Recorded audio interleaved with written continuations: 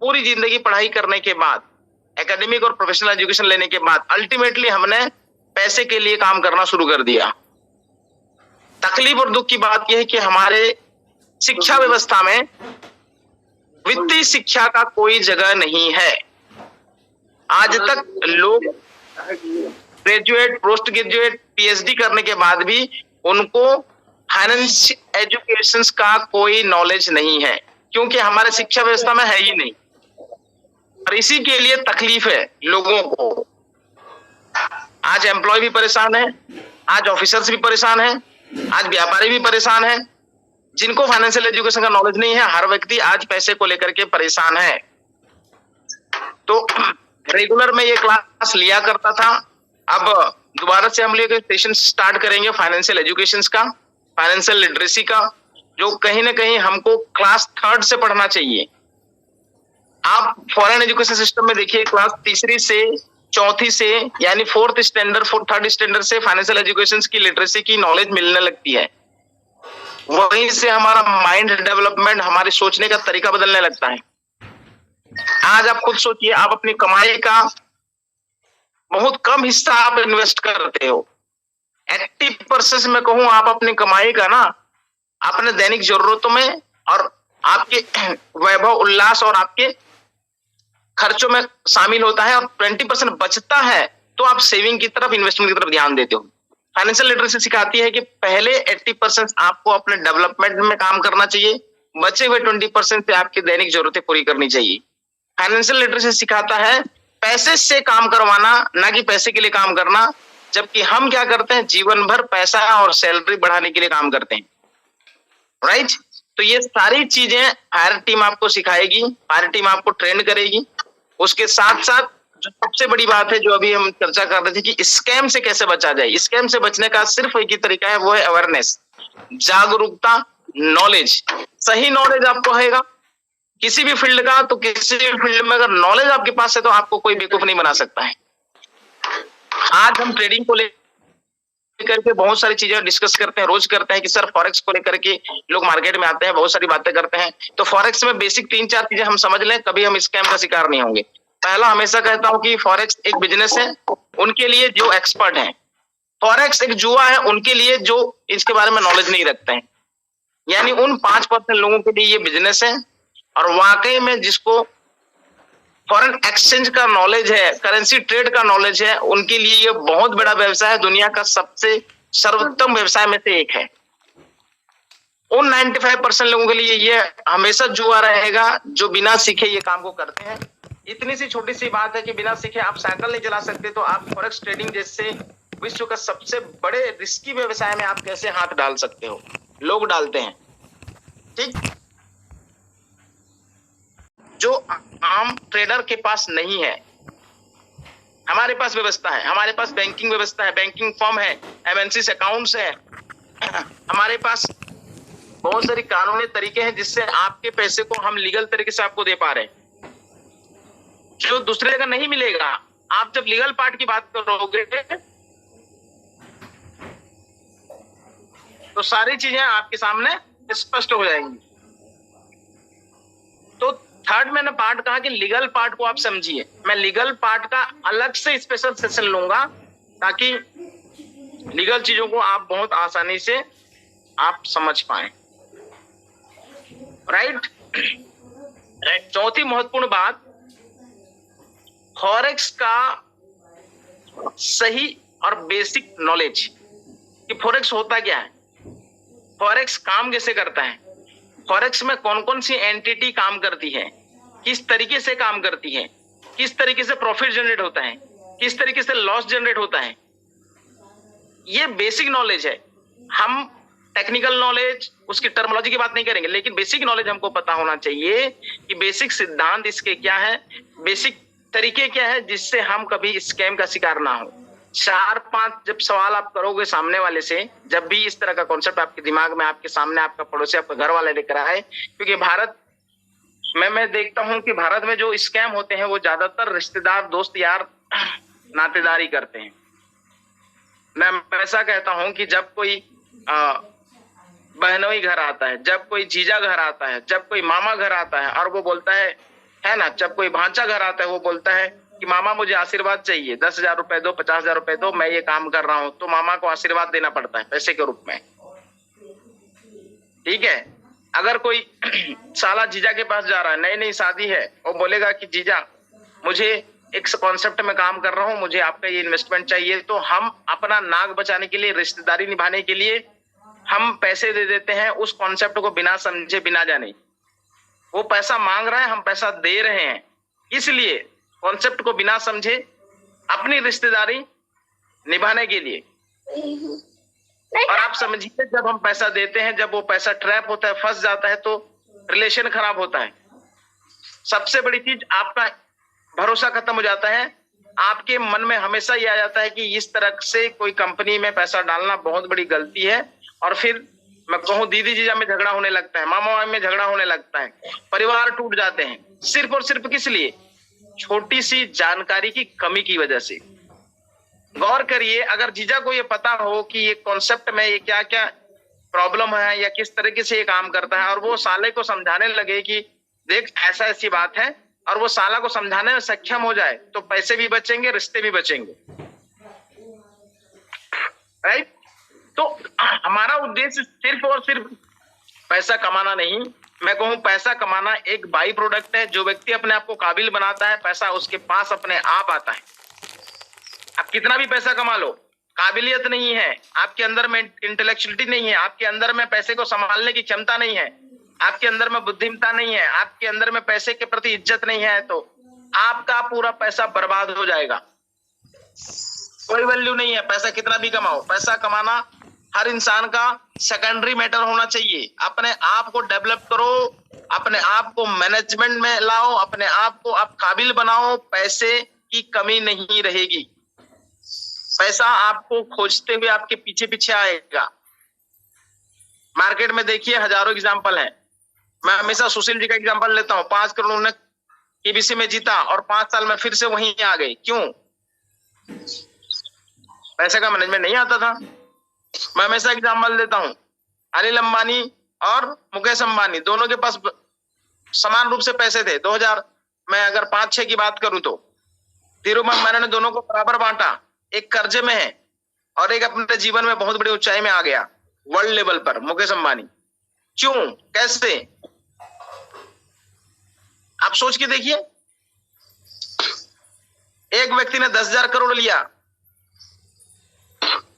India में, 2014 की बात कर रहा हूं, उसने पैसा लगाया। उसके पिताजी बहुत ज्यादा पैसे वाले थे, जिसको आप सभी जानते हो, उसका नाम है विजय माल्या। उनके पिताजी का आप हिस्ट्री सर्च करिए, कोक मालिक, कितने बड़े इंडस्ट्रीज, कितने बड़े पैसा की 10,000 करोड़ देने के लिए बैंक ने, उस 18 बैंक ने उसको, ठीक है, विथ इन अ डे उनको पैसा दिया गया। कोई बहुत बड़ा मैं कहूं उनको फॉर्मेलिटी करना नहीं पड़ा, 10,000 करोड़ दिया गया। लेकिन पैसे की व्यवस्था, पैसे का मैनेजमेंट, पैसे का सही मैनेजमेंट नहीं होने की वजह से उनके पैसे डूबे। उन्होंने बहुत सारा पैसा रेसलिंग में, बहुत सारा पैसा रेस में उन्होंने लगाया, और पैसा और किंगफिशर बर्बाद हो गया, दिवालिया हो गए, देश से भाग के जाना पड़ा। Right sir. ये सब चीजें हमको क्या सिखाती हैं? ये सिखाती हैं पैसे का मैनेजमेंट करना इंपॉर्टेंट है। पैसे का नॉलेज, इंफॉर्मेशन, उसका सही तरीके से हमको अगर नॉलेज नहीं है, ज्ञान नहीं है, तो हम कितना भी पैसा कमा ला बेकार है। Right Ashok sir? Right sir. तो हमको पैसे का मैनेजमेंट सीखना है, पैसा अपने आप आएगा। आज मंगल सर, मैं कल बैठा था, हमारे आदरणीय चीफ मैनेजर मिस्टर, आप ही ने शायद भेजा था मंगल सर, चीफ मैनेजर के साथ में कल बैठा था, हमारे आदरणीय जो हमारे रायपुर से हैं, उनके घर में बैठा था, और शायद अभी साथ में है मीटिंग में, मुझे लग रहा है। तो उनके साथ में बैठा था, बहुत सारी चीजें डिस्कशन हुई, फाइनेंशियल मैनेजमेंट को लेकर के, बैंकिंग प्रोसेस को लेकर के, बैंकिंग आपके सिस्टम को लेकर के बहुत सारे डिस्कशन हुई। और इन डिस्कशन से मैं तो हमेशा डिस्कशन करके सीखता हूँ। किताबों से कहीं ज्यादा, पढ़ाई से कहीं ज्यादा आपसी डिस्कशन में बहुत सारी चीजें हमको सीखने को मिलती हैं। और अगर हम आज और अभी ना सीखें, आज ना सीखें तो कब सीखेंगे? पैसे का तकलीफ किसको नहीं है? पैसे की कमी का तकलीफ किसको नहीं है? कर्ज से बाहर किसको नहीं निकलना है? सबको निकलना है। आज 99% लोग परेशान हैं हर वर्ग में। मैं रायपुर के तनु मेडिकल के ऑनर से मिला था, दोनों भाई से। उन्होंने कहा सर ये सारी बिल्डिंगें, ये सारे मेडिकल स्टोर सब दिख रहा है बाहर से, अंदर से नींद नहीं आती है। मैं बोला क्या हुआ? बोला 3.5 लाख रुपए का EMI है और हम लोग पूरा कमाई सिर्फ EMI ही पटाने के लिए हम अपना व्यवसाय कर रहे हैं। लोगों को लगता है कि ये इतने बड़े बड़े 2-2, 4-4 मेडिकल है, कपड़े का दुकान है, बहुत अच्छे रह रहा होगा। लेकिन जब हम अंदर जाकर के बैठे, उनके साथ में बैठे, मैंने 2 दिन बिताया तो पता चला कि वो इंटरनली कितने परेशान है। नींद नहीं आती है रात को। हमने समाधान बताया कि सर इस तरीके से हम करें तो आपके समस्या का समाधान हो सकता है। और फिर मेरे प्रोसेस पर उन्होंने काम किया और आज 70 लाख का लोन निकाल करके फिर हमने उनके सारे प्रोसेस को हमने करा और आने वाले महीने से वो पूरी तरह से संतुष्ट और पूरी तरह से टेंशन फ्री लाइफ जिएंगे। तो अब सर ऐसे बहुत सारे लोग हैं हमारे साथ में जो फाइनेंशियली परेशान है, उनको मदद करने का ये प्लेटफॉर्म है फायर टीम। मदद करने का प्लेटफॉर्म है ये फाइनेंशियल एजुकेशन एकेडमी, educandle.com। हम लोगों को सिखाएं, हम खुद सीखें फाइनेंशियली लोगों को मैनेज करना और खुद मैनेज होना, तो समस्या अपने आप एरिगेट हो जाएंगी। बताते हैं ना कि जब रोशनी आती है तो अंधकार अपने आप छट जाता है। जब पैसे का नॉलेज आने लगेगा, पैसे का मैनेजमेंट सीखने लगेंगे ना, तो पैसे का जो मिस मैनेजमेंट है वो दूर होगा। पैसे की कमी, पैसे की परेशानी धीरे धीरे खत्म होगी। ना बच्चे की शादी के लिए, ना घर द्वार के लिए, ना परिवार मैनेज करने के लिए, ना बच्चे की पढ़ाई के लिए, किसी भी चीज के लिए समस्या नहीं होगी अगर अभी से हमने इस पर काम करना शुरू कर दिया।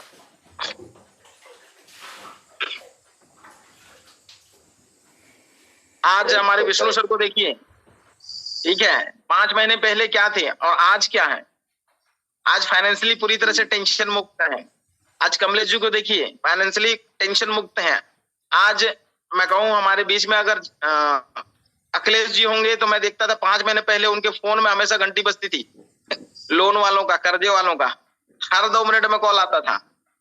आदमी खाए क्या, सोए क्या, क्यों 15 साल से कर्जे में पड़े थे। आज मुझे बता दें एक सिंगल कॉल आता है क्या?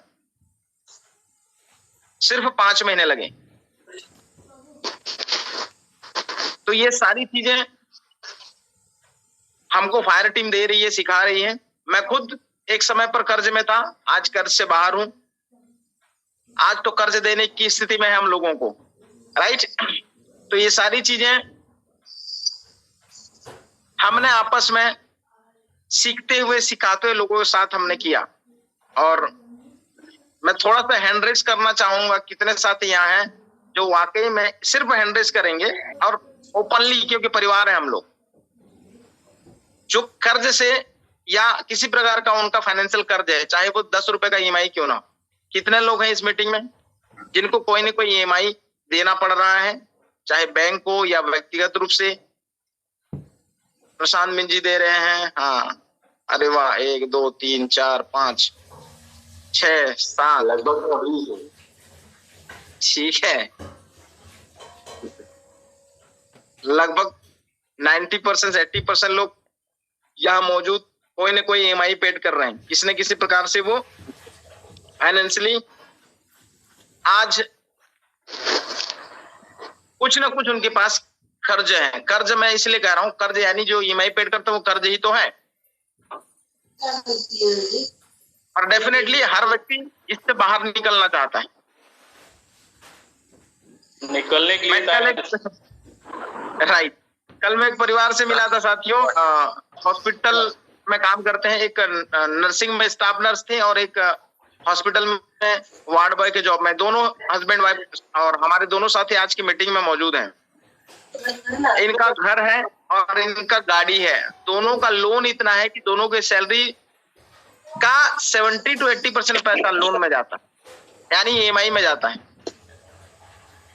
बच्चे की पढ़ाई, परिवार का सारा खर्च, अपने आप को मेंटेन करना 30% सैलरी में होती है, 70% बैंक को जाती है। और अभी नहीं, वो बता रहे थे तो होम लोन है वो उनके रिटायर होने के 3 साल बचे रहेंगे तब तक चलेगा लोन।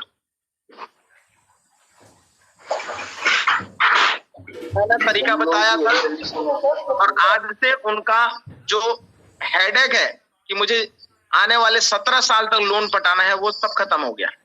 कल से उनकी सैलरी, अगले महीने से उनकी सैलरी सुरक्षित है, राइट। घर का लोन भी पटेगा, गाड़ी का लोन भी पटेगा और पूरी तरीके से जो टेंशन है कि 70% पैसा जो कट जाता था वो सारा सेफ हो गया। सर कितनी बड़ी बात है एक परिवार के लिए जिसके लिए बोझ खत्म हो गया। तो ये चीजें हम कर पा रहे हैं।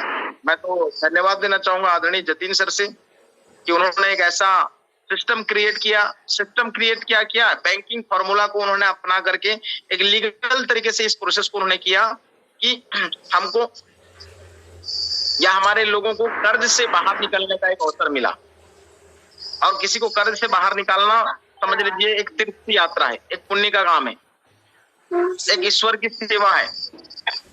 किसी व्यक्ति को टेंशन से बाहर निकालना, उसके कई सारी व्यक्तिगत समस्या, पारिवारिक समस्या खत्म हो जा रही हैं अगर हम ये थोड़ी सी मदद कर पा रहे हैं। तो इसके लिए आप लोगों को मिल करके समझाइए, लोगों को बताइए, उनको कॉन्फिडेंस में लीजिए। कहते हैं ना कि प्रोसेस, प्रैक्टिस, देन रिजल्ट। हम सबसे बड़ी गलती क्या करते हैं कि हमको खुद विश्वास नहीं होता है कि ये काम करेगा कि नहीं। तो मैं कहता हूं खुद आजमाइए अपने आप को। 1 लाख का अकाउंट खोल के खुद आजमाइए। जब ये आपको भरोसा हो जाता है तब लोगों को बताइए। आज आप खुद सारे लोग यहाँ अकाउंट खोल करके आप देख रहे हैं कि 4%, 5%, 6% का रेशियो स्टार्टिंग से आ रही है। और आप सोच के देखिए जब ये कंपाउंड होगा, डेली कंपाउंड होगा, तो आपका रेट ऑफ इंटरेस्ट अभी जो आपको 4, 5, 6% दिख रहा है तो 10%, 12% साल भर के अंदर दिख जाएगा। और वही रेट ऑफ इंटरेस्ट जो मंथली है, अगर वो मंथली नहीं, वीकली नहीं, मैं कहूं अगर ईयरली और 2 साल 3 साल में कंपाउंड आप देखोगे तो इसका जो कंपाउंड है वो 20% क्रॉस करेगा, 30% क्रॉस करेगा, 50% क्रॉस करेगा। 5 साल का कंपाउंड आप करिए तो मिरेकल है, सारी समस्याएं खत्म। तो हम किस स्ट्रेटेजी पर काम कर रहे हैं? हमारा सिस्टम काम करता है कंपाउंड स्ट्रेटेजी पर। सेफ तरीके से ट्रेड करते हुए डेली कंपाउंडिंग की वजह से हमारा रेट ऑफ इंटरेस्ट बहुत तेजी से ग्रो करता है। जैसे जैसे आपके अकाउंट बड़े होंगे, जब आप पैसा नहीं निकालोगे, देखना पैसा निकालते हो, ठीक है, तो उतना ही निकालो जितना आपको किस्त पटाना हो। बाकी पैसा को कंपाउंड करो, देखिएगा कितना बड़ा बेनिफिट आपको आने वाले समय पर मिलेगा। तो हमारा वर्क क्या है? कंपाउंड इफेक्ट पर काम करना, जो दुनिया का 8वां अजूबा जिसको बोलते हैं, at the wonder of the world, power of compounding. और ये दुनिया का सबसे बड़ा ताकत है। अगर इसको हमने अपने फायदे के लिए, अपने लिए, अगर हमारे फाइनेंशियल स्ट्रेटेजी पर काम करना शुरू कर दिया तो ये बहुत बड़ा ग्रोथ देगा। लोग तो म्यूचुअल फंड से करोड़ों रुपए कमाते हैं, हमारे पास तो म्यूचुअल फंड का मैं कहूं बाप है। साल में 10 से 14% का इंटरेस्ट। कल मैं हमारे सीएम हाउस के मिस्टर तुलेश जी के साथ बैठा था और उन्होंने ही मेरे को लेकर गए थे आपके चीफ मैनेजर एसबीआई के सर के पास में। जब मैंने उनको ये सिस्टम बताया तो उनको बिलीव नहीं हुआ। वो सोचे कि 10 से 14-15% ये साल का देता है। मैंने बोला सर साल का नहीं है, ये जो 5%, 6% का रेशियो जो आ रहा है और जो 10%, 15% बन रहा है वो मंथली रेशियो है। After 1 year compound effect will be work. और शॉक हो गए कि ऐसा हो सकता है। मतलब ऐसा हो सकता नहीं, ऐसा होता है। अब आम इंसान की सोच से तो बाहर है। जब चीफ मैनेजर एसबीआई के वो नहीं समझ रहे हैं कि यस इट इज द मतलब ये रियलिटी है, तो आम इंसान की सोच से बाहर है। वो तो 5%, 7% फ्लैट इंटरेस्ट के बारे में सोचता है। कंपाउंड किस तरह से काम करता है, अगर जानना है तो कंपाउंड इफेक्ट के बारे में थोड़ा सा आप लोग जरूर पढ़िए। इसकी एक स्पेशल किताब आती है ना, पावर ऑफ कंपाउंडिंग। आप सर्च करिए गूगल में, पीडीएफ फाइल डाउनलोड करिए, पढ़िए मिरेकल। और हम लोग इस पर काम कर रहे हैं, हमारा ऑर्गेनाइजेशन इस पर काम कर रहा है। तो फॉरेक्स की बारीकी को समझना, उसको लेकर के एक एक चीज अगर हमको समझना है तो साथियों आप लोग तैयार हो जाइए, क्योंकि हम जूम में अभी सेशन पर हैं। आपको फिजिकल सेशन मिलेगा, एक्सपर्ट के माध्यम से इसकी पूरी जानकारी मिलेगी।